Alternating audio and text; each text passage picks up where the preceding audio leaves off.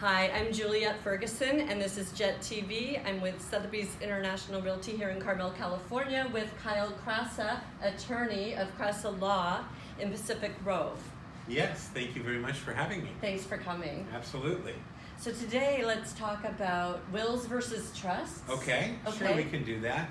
You know, a will is kind of in pop culture, that's what people refer to as the main document to express your wishes about where you want your assets to go upon death, and that's certainly one way to do it.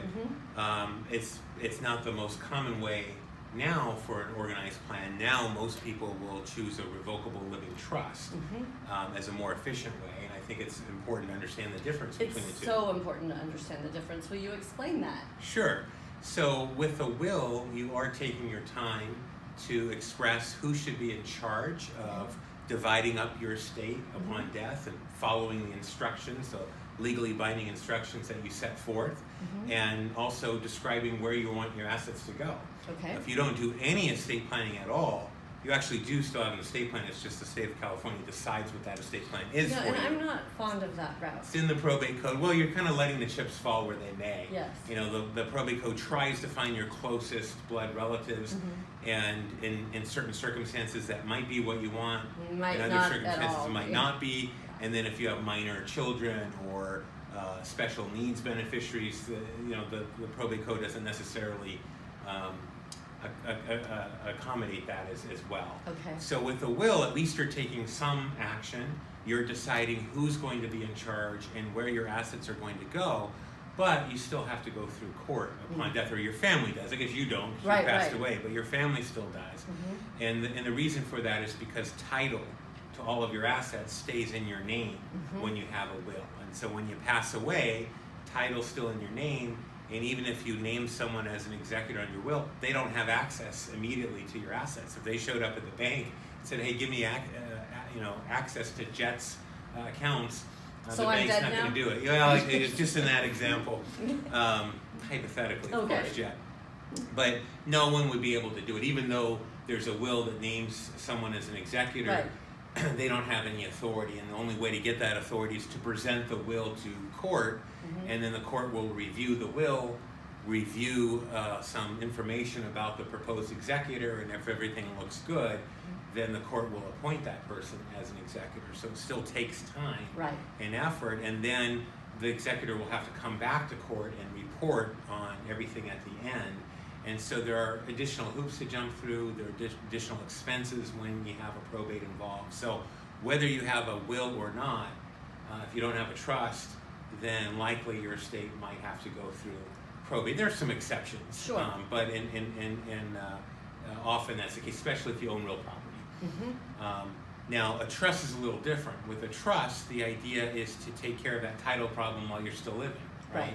So the issue with and that way it's your decision. It's your decision, and you're removing the need to go through court, right? So the whole issue with probate is title is held in the name of someone who can't act because they passed away, and the whole goal of probate is to change title from someone who can act to someone who is able to act. That's a really good way of explaining it simply.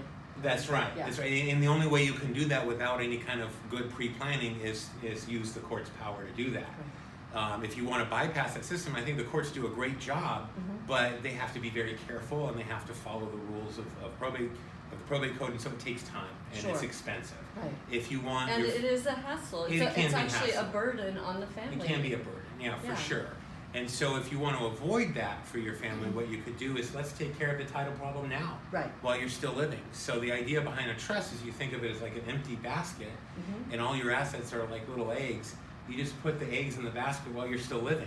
So that means you're going to retitle your bank accounts, your investment accounts, your real properties, your house, to the trust. And the trust will say while you're living and while you have capacity, you're still the owner. You can still do whatever you want. You can still change a trust any time.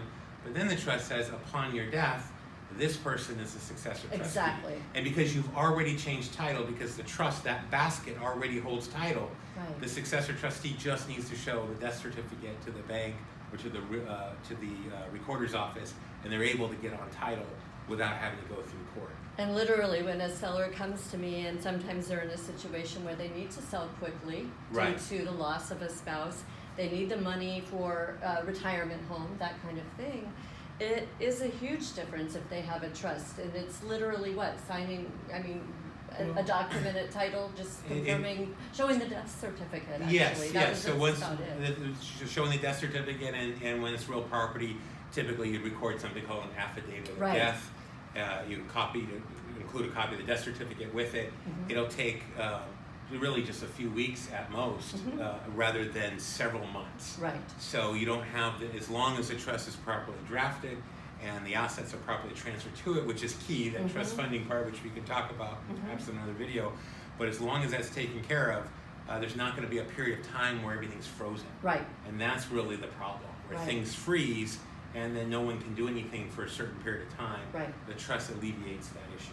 This is very helpful. Thank you so much for your time today. Absolutely, my pleasure. Thank you so much for having me. Oh, you're welcome. How about giving your phone number? My phone number is 831-920-0205, and my website is krasalaw.com. That's KRASALAW.com. Perfect. And our phone number here is 831-402-3800. Thanks for checking into Jette TV.